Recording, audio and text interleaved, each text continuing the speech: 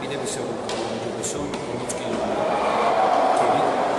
და რაოდენობა ასე უმჯობესო რაოდენობით წუთში არის 35 როგორც ვიცი რაოდენობით და მე მინდა რომ შედეგი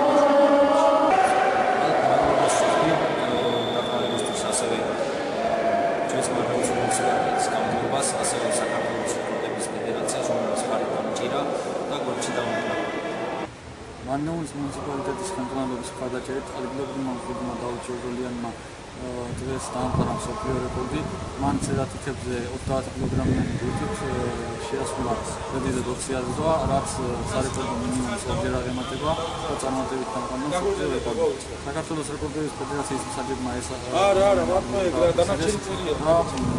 შესაბამისი რეკორდის დამატებისათვის სხვა მტკიცებულებები გაიგზავნა ბოლოს მომავალში სარეკორდო საერთაშორისო ორგანიზაციას.